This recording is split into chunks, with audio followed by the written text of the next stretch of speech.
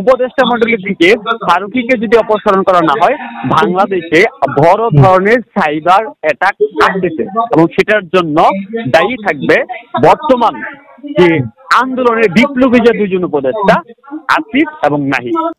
2024-এর জুলাই হাসিনা বিরোধী আন্দোলনের সবচেয়ে বড় ভূমিকা নিয়েছিল বাংলাদেশের সাইবার যোদ্ধারা। তারা এই আন্দোলনকে ছড়িয়ে দিয়েছিল বাংলাদেশের কোনায় কোনায়। ফলে কোটা বিরোধী আন্দোলনকারীদের সমর্থনে ব্যাপক মানুষ রাস্তায় নেমেছিল। পালাবদল হয় বাংলাদেশে। ইউনূসের নেতৃত্বে অন্তর্বর্তী সরকার গঠিত হয়। এবার সেই সাইবার যোদ্ধারা যুদ্ধ ঘোষণা করল ইউনূসের বিরুদ্ধে। তাদের দাবি মানা না হলে বাংলাদেশকে লন্ডভন্ড করে দেওয়ার হুমকি দিয়েছে সাইবার যোদ্ধারা। আমাদের সাইবার কমিউনিটি জুলাইয়ের অভ্যুত্থানের মধ্যে সাইবার যুদ্ধে অপরিসীম ভূমিকা পালন করছে। এটা একমাত্র সোশ্যাল মিডিয়াতে যত সর্বসাধারণ আছে সবাই এই ব্যাপারগুলো হচ্ছে পাবলিকলি দেখেছে যে আমরা ফ্যাসিস্ট হাসিনার সময় আমরা ফ্যাসিস্ট হাসিনার বিরুদ্ধে কিভাবে কাজ করেছি এবং যে জায়গায় থেকে জুনায়েদ আহমেদ পলক নিজে তার টিম নিয়ে যে তার টিম দ্বারা আমাদের সাথে যোগাযোগ করে হচ্ছে আমাদেরকে যে টাকার প্রলোভন দেখাইছিল, আমরা কিন্তু জুনায়েদ আহমেদ পলকের কথা আমরা রাজি হই নাই এবং আমরা তাদের পক্ষ নিয়ে আমরা কাজ করি নাই। আমরা অবশ্যই স্টুডেন্টদের পক্ষে ছিলাম এবং স্টুডেন্টদের পক্ষ থেকে আমরা কিন্তু পুরো আন্দোলনটা সাইবারে আমাদের যুদ্ধটা আমরা অব্যাহত রাখছি। এখন আমি যেটা বলতে চাচ্ছি আপনাকে সেটা হচ্ছে যে উপদেষ্টাগুলো আছে, কিছুদিন আগে আমরা উপদেষ্টাদেরকে আমরা একটা ওয়ার্নিং দিয়েছিলাম, 72 ঘন্টার একটা ওয়ার্নিং দিয়েছিলাম। সেই ওয়ার্নিংটা হলো যে উপদেষ্টা ফারুকীকে অপসারণের জন্য। উপদেষ্টা ফারুকীকে অপসারণ যদি না করা হয় সেই ক্ষেত্রে বাংলাদেশের সাইবার স্পেসে আমরা অ্যাটাক চালাবো, আমরা তাদেরকে বলেছি, ঠিক আছে।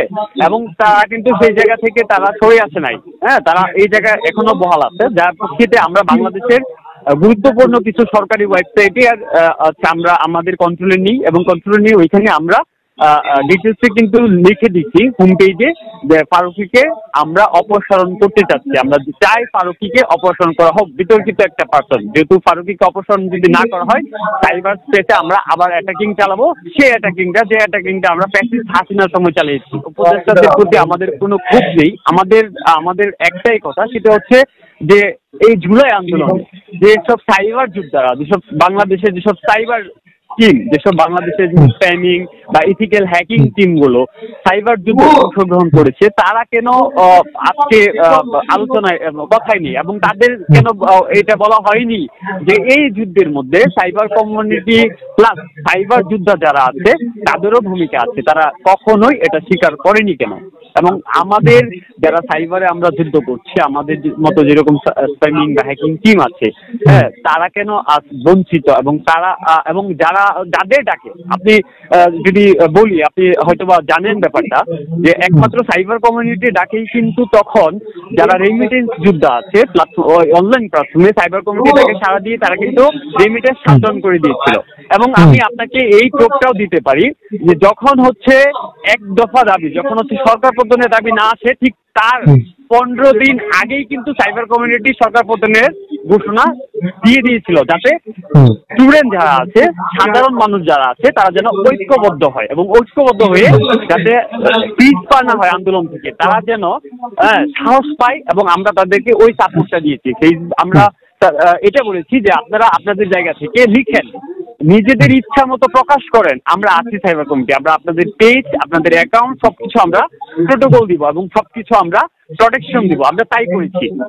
যে সকল পেজগুলো থেকে হচ্ছে পোস্ট করা হয়তো ফ্যাসিস্ট হাসিনাকে নিয়ে, সেই সব পেজগুলো হচ্ছে ফ্যাসিস্ট হাসিনার যে আইটি সেক্টরের যে যারা ছিল তারা হচ্ছে কথা বলে এই পেজগুলো নষ্ট করে দিয়েছিল। আমরা সেগুলো ব্যাক করে দিচ্ছি, অনেক অ্যাকাউন্ট ব্যাক করে দিচ্ছি, বিভিন্নভাবে সচেতন করছি। এখন আমি মূল কথায় আসি। আমাদের মূল কথা হচ্ছে এটাই যে উপদেষ্টা যারা আছে তারা এখনো কেন সেই বিতর্কিত পার্সন এই ফারুকীকে কেন এখনো তার জায়গায় এখনো কেন বহাল রাখছে, যেখানে হচ্ছে ব্যাপক হারে সোশ্যাল মিডিয়াতে একটা আন্দোলন এসেছে অফলাইন এবং অনলাইনে যে ফারুকীকে অপসারণ চাই। আমাদের কথা হচ্ছে এটাই যে এই ফারুকীকে কেন অপসারণ করা হলো না, এক। আর দ্বিতীয়ত হচ্ছে সচিবালয়ের আগুন বিষয়ে, সচিবালয়ের যে আগুনটা লেগেছে সেটার ফুটেজ যে ব্যাপারটা তারা পাবলিক করছে, যদিও এটার পিছনে আরো অনেক কিছু আছে। তো আমরা চাই সচিবালয়ের যে ব্যাপারটা, আগুনের যে ব্যাপারটা, এই ব্যাপারটা ক্লিয়ার করতে। সাইবার কমিউনিটি সবসময় একই কথা বলেছে যে সাধারণ ছাত্র জনতা এবং সাধারণ মানুষের পাশে থেকে তারা যে ডাক দিয়েছে সাইবার কমিউনিটি যদি সেটা যৌক্তিক মনে হয় এবং সেই যৌক্তিক ডাককে তারা সাপোর্ট করে আমরা সাইবার যুদ্ধ চালিয়েছি। সুতরাং আমরা মনে করি যে এই উপদেষ্টা মণ্ডলী থেকে ফারুকীকে যদি অপসারণ করা না হয়, বাংলাদেশে বড় ধরনের সাইবার অ্যাটাক আসতেছে এবং সেটার জন্য দায়ী থাকবে বর্তমান যে আন্দোলনের বিপ্লবী যে দুজন উপদেষ্টা আসিফ এবং নাহিদ। এদের এই আগামীতে যে সাইবার যুদ্ধটা আসবে বাংলাদেশে এবং সাইবার স্পেসের যে যুদ্ধটা হবে সেটার জন্য দায়ী থাকবে এই দুজন কোনোভাবেই দায় এড়াইতে পারবে না। আচ্ছা, একটু বলবেন ভাইয়া যে এখনো আপনারা কাদের ফেসবুক অ্যাকাউন্ট এখন পর্যন্ত আপনাদের নিয়ন্ত্রণে নিয়ে গেছেন? এখন আমি ব্যাপারটা ক্লিয়ার করি, সেটা হচ্ছে যে আমাদের কখনোই আপনি যে ব্যাপারটা বললেন যে কাদের অ্যাকাউন্ট গুলো আমরা আমাদের কন্ট্রোলে কোনো অ্যাকাউন্ট নেওয়া হয়নি এবং কোথাও কিন্তু বলা হয়নি যে আমাদের কন্ট্রোলে নেওয়া হয়েছে। হ্যাঁ, এখন আমি আপনাকে বলি যে দুইজনের অ্যাকাউন্ট হচ্ছে রাফি আর হচ্ছে ওই হ্যাঁ তাদের অ্যাকাউন্ট হচ্ছে ডিসেবল হয়েছে। বাকি যারা আছে উপদেষ্টা বলেন, বাকি সমন্বয়ক যারা হাসনাত এবং সার্জিস বলেন, তাদের অ্যাকাউন্ট বা পেজ তারা হচ্ছে সিকিউরিটির জন্য কিন্তু সাময়িকভাবে ডিঅ্যাক্টিভেট করে রেখেছে। ঠিক আছে, এটা তারা ডিঅ্যাক্টিভেট করে রেখেছে। বিভিন্ন মহলে এগুলোকে প্রচার করছে যে তাদের অ্যাকাউন্ট ডিসেবল করা হয়েছে, তার পেজ ডিসেবল করা হয়ে গেছে। যেহেতু তাদের পেজ গুলো হচ্ছে ডিঅ্যাক্টিভেট, সেহেতু হচ্ছে ফেসবুকে পাচ্ছে না, এই জন্য এক একজন এক একভাবে এই ব্যাপারগুলো হচ্ছে নিচ্ছে ব্যাপারটা। আসলে কিন্তু মূল পয়েন্ট হচ্ছে যে তারা তাদের পেজ গুলো ডিঅ্যাক্টিভেট রেখেছে সিকিউরিটির জন্য। টোটালি ক্লিয়ার করতে চাই যে সাইবার জুলাইয়ের অভ্যুত্থানের মধ্যে যে সকল সাইবার যোদ্ধারা আছে এবং তাদেরকে এখন বর্তমান যে সমন্বয়ক বা উপদেষ্টা মণ্ডলী আছে এবং তাদেরকে সেটা এই বর্তমানে বাংলাদেশের সাইবার যোদ্ধা যারা আছে তাদেরকেও সাইবার যোদ্ধা হিসেবে স্বীকৃতি দিতে হবে যে এই জুলাই অভ্যুত্থানে ফ্যাসিস্ট হাসিনার বিরুদ্ধে সাইবারে একমাত্র যারা যুদ্ধ করেছে তাদেরকেও তাদের স্বীকৃতি দিতে হবে। নয়তো আমি মনে করি যে বাংলাদেশের সাইবার স্পেস বর্ডারে যেরকম হচ্ছে আমরা সিকিউরিটি দিই, আমাদের বাংলাদেশের সাইবার বিভিন্ন প্ল্যাটফর্ম এখন অনেকটাই হচ্ছে নড়বড়ে। আমি বাংলাদেশের গভর্নমেন্ট সেক্টরগুলোতে আমি এখন প্রকাশ করতে যাচ্ছি না কোন কোন সাইট বাংলাদেশ ব্যাংক সহ এবং কোন কোন সেক্টরগুলো সাইবার নিরাপত্তাহীনতায় আছে, এগুলো আমি আসলে প্রকাশ করতে চাচ্ছি না। আমি মূলত এটা বলতে চাচ্ছি যে বাংলাদেশের মধ্যে এখনো বিতর্কিত উপদেষ্টাগুলো কেন বহাল আছে এবং বিতর্কিত যেখানে বাংলাদেশের দুইজন বিপ্লবী উপদেষ্টা আছে, যেখানে আসিফ এবং নাহিদের মতো দুইজন উপদেষ্টা থাকার পরও বিতর্কিত পার্সনদেরকে কেন হচ্ছে উপদেষ্টাতে আনা হয় এবং উপদেষ্টাদেরকে কেন বহাল রেখে এত আন্দোলন বা তাদেরকে নিয়ে এত কথা হয়েছে। যেমন সমন্বয় যে হাসনাত এবং সার্জিস তারাও কিন্তু হচ্ছে একদিন 2 দিন 3 দিন কথা বলেছে, কিন্তু পরবর্তীতে নতুন বাংলাদেশ হচ্ছে একটা ইস্যু, একের পর এক ইস্যু চলে আসে, তখন কিন্তু ওই পুরনো ইস্যুগুলো হচ্ছে ধামাচাপা পড়ে। ঠিক সেম এখন আমরা কিন্তু ভুলি নাই, আমাদের কথা আমরা এখনো অটুট আছি। ফারুকীকে অবশ্যই অপসারণ করতে হবে এবং অপসারণ করে মানুষ যারা হচ্ছে আমাদের মতো যারা সাইবার যোদ্ধা আছে, সাইবার কমিউনিটির মতো যারা হচ্ছে জুলাই অভ্যুত্থানে হচ্ছে আন্দোলনে সক্রিয় ছিল, তাদেরকে স্বীকার করতে হবে যে এই অনলাইন প্ল্যাটফর্মের মধ্যে সাইবার যোদ্ধাদের এই আন্দোলনে ভূমিকা অপরিসীম, প্লাস যারা হচ্ছে রেমিটেন্স যোদ্ধা আছে প্রবাসী তাদের ভূমিকা অপরিসীম। তারা কেন এটা প্রকাশ করতে চাচ্ছে না যে রেমিটেন্স যোদ্ধাদের অবদানগুলো তারা কেন স্বীকার করতে চাচ্ছে না? আজকে রেমিটেন্স যোদ্ধারা যদি ফ্যাসিস্ট হাসিনার সময় জুলাই অভ্যন্তরে যদি তারা হচ্ছে এই রেমিটেন্স শাটডাউন না ঘোষণা দিত, তারা যদি রেমিটেন্স পাঠাইতো, যেখানে আপনি দেখেন জুনায়েদ আহমেদ পুলক কিন্তু হাত জোর করে যারা হচ্ছে প্রবাসী আছে তাদেরকে কিন্তু হাত জোর করে বলছে যে আপনাদের জন্য আমরা ব্যাংক খোলা রেখেছি, আপনারা রেমিটেন্স পাঠান। এটা কিন্তু জুনায়েদ আহমেদ পুলক বলেছিল হাত জোর করে বাঙালির কাছে এই আন্দোলনের সময়টাই।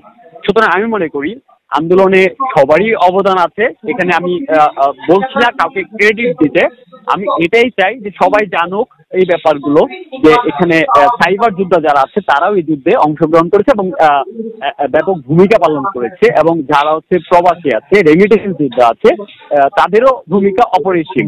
এই বিষয়গুলো তারা হচ্ছে প্রকাশ করুক, মানুষের মধ্যে আনন্দ প্রকাশ করুক। আমাদের ক্ষোভের জায়গাটা হচ্ছে এই জায়গা। আর কোনো সরকারি ওয়েবসাইট বা কোনো জায়গাতে হামলা হওয়ার কোনো শঙ্কা আপনারা দেখছেন যে আরো হতে পারে?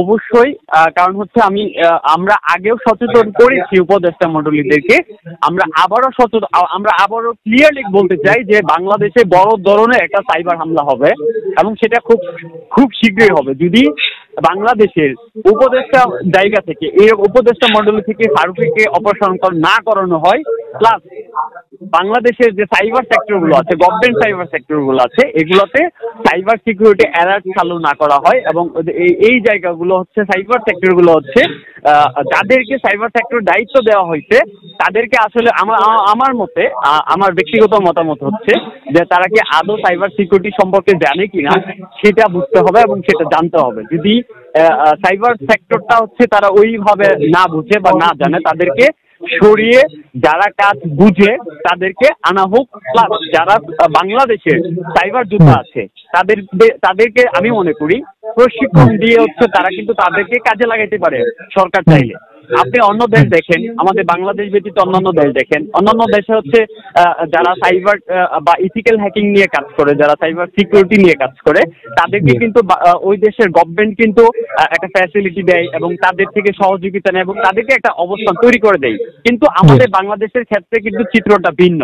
কিরকম? সেটা হচ্ছে যে আজকে আমরা বাংলাদেশের যে সাইবার যারা যোদ্ধা আছে বা সাইবার সিকিউরিটি স্পেশালিস্ট যারা আছে, তারা যদি কোনো কিছু করে, পরের দিন কিন্তু মামলাই হয়। আমরা বিগত ফ্যাসিস্টের সময় দেখেছি, আমার নিজের নামে মামলা হয়েছে, যখন আন্দোলন চলাকালীন সময় সাইবার কমিটির নামে মামলা হয়েছে, আমার বাসায় ডিজিএফ অ্যাটাক করেছে। হ্যাঁ,